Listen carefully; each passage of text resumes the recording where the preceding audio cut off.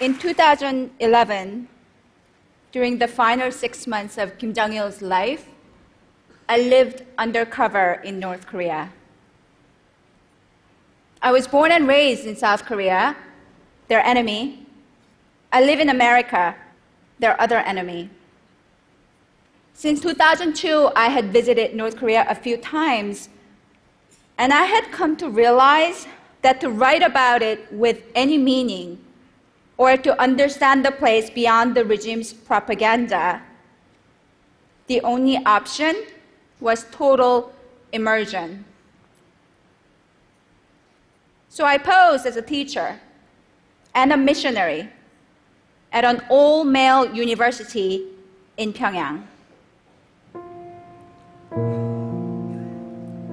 The Pyongyang University of Science and Technology was founded by evangelical Christians who cooperate with the regime to educate the sons of the North Korean elite without proselytizing, which is a capital crime there. The students were 270 young men expected to be the future leaders of the most isolated and brutal dictatorship in existence. When I arrived, they became my students. 2011 was a special year, marking the 100th anniversary of the birth of North Korea's original great leader, Kim Il-sung. To celebrate the occasion, the regime shut down all universities and sent students off to the fields to build the DPRK's much heralded idea as the world's most powerful and prosperous nation. My students were the only ones spared from that fate. North Korea is a gulag posing as a nation. Everything there is about the great leader. Every book, every newspaper article, every song, every TV program, there is just one subject. The flowers are named after him. The mountains are carved with his slogans. Every citizen wears the badge of the great leader at all times. Even their calendar system begins with the birth of Kim Il-sung. The school was a heavily guarded prison posing as a campus. Teachers could only leave on group outings accompanied by an official minder. Even then, our trips were limited to sanctioned national monuments celebrating the great leader. The students were not allowed to leave the campus or communicate with their parents. Their days were meticulously mapped out, and any free time they had was devoted to honoring their great leader. Lesson plans had to meet the approval of North Korean staff. Every class was recorded and reported on, every room was bugged, and every conversation overheard. Every blank space was covered with the portraits of Kim Il-sung and Kim Jong-il, like everywhere else in North Korea. We were never allowed to discuss the outside world. As the students of science and technology, many of them were computer majors, but they did not know the existence of the internet. They had never heard of Mark Zuckerberg or Steve Jobs. Facebook, Twitter, none of those things would have meant a thing. And I could not tell them. I went there looking for truth. But where do you even start when an entire nation's ideology, my students' day-to-day realities, and even my own position at the universities were all built on lies? I started with a game. We played Truth and Lie. A volunteer would write a sentence on the chalkboard, and the other students had to guess whether it was a truth or a lie. Once a student wrote, "I visited China last year on vacation," and everyone shouted, "Lie." They all knew this wasn't possible. Virtually no North Korean is allowed to leave the country. Even traveling within their own country requires a travel pass.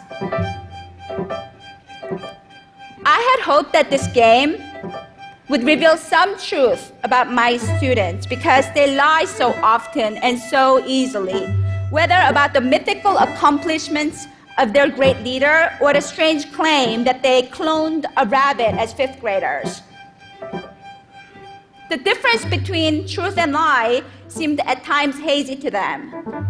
It took me a while to understand the different type of lies. They lied to shield their system from the world, or they were taught lies and were just regurgitating them.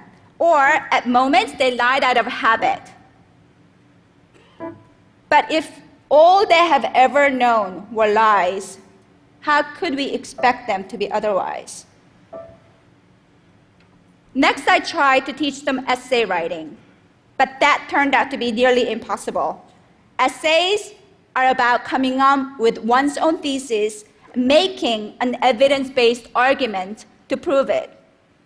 These students, however, were simply told what to think, and they obeyed. In their world, critical thinking was not allowed. I also gave them the weekly assignment of writing a personal letter to anybody. It took a long time, but eventually some of them began to write to their mothers, their friends, their girlfriends. Although those were just homework and would never reach their intended recipients, my students slowly began to reveal their true feelings in them. They wrote that they were fed up with the sameness of everything. They were worried about their future. In those letters, they rarely ever mentioned their great leader. I was spending all of my time with this young man. We all ate meals together, played basketball together. I often called them gentlemen, which made them giggle. They blushed at the mention of girls. And I came to adore them. And watching them open up, even in the tiniest ways, was deeply moving. But something also felt wrong. During those months of living in their world, I often wondered if the truth would in fact improve their lives. I wanted so much to tell them the truth of their country and of the outside world, where Arab youth were turning their rotten regime inside out using the power of social media, where everyone except them was connected through the World Wide Web, which wasn't worldwide after all. But for them, the truth was dangerous. By encouraging them to run after it, I was putting them at risk of persecution, of heartbreak.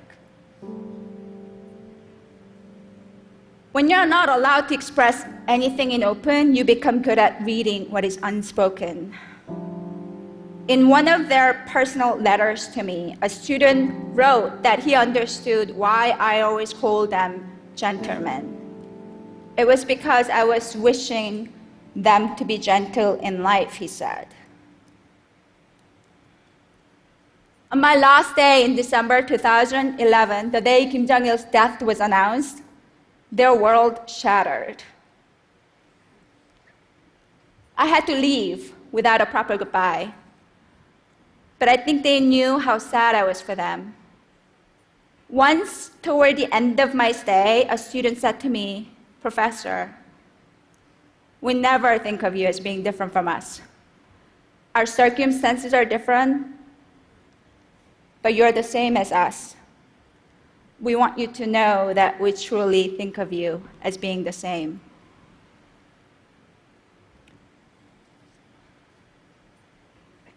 Today, if I could respond to my students with a letter of my own, which is of course impossible, I would tell them this. My dear gentlemen, it's been a bit over 3 years since I last saw you.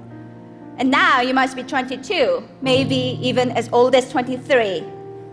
At our final class, I asked you if there was anything you wanted. The only wish you expressed, the only thing you ever asked of me in all those months we spent together was for me to speak to you in Korean, just once. I was there to teach you English. You knew it wasn't allowed. But I understood then you wanted to share that bond of our mother tongue. I called you my gentleman, but I don't know if being gentle in Kim Jong-un's merciless North Korea is a good thing. I don't want you to lead a revolution. Let some other young person do it. The rest of the world might casually encourage or even expect some sort of North Korean spring. But I don't want you to do anything risky because I know in your world, someone is always watching. I don't want to imagine what might happen to you. If my attempts to reach you have inspired something new in you, I would rather you forget me. Become soldiers of your great leader and live long, safe lives. You once asked me if I thought your city of Pyongyang was beautiful, and I could not answer it truthfully then. But I know why you asked. I know that it was important for you to hear that I, your teacher, the one who has seen the world that you are forbidden from, declare your city as the most beautiful. I know hearing that would make your lives there a bit more bearable, but no, I don't find your capital beautiful. Not because it's monotone and concrete, but because of what it symbolizes, a monster that feeds off the rest of the country, where citizens are soldiers and slaves. All I see there is darkness. But it's your home, so I cannot hate it.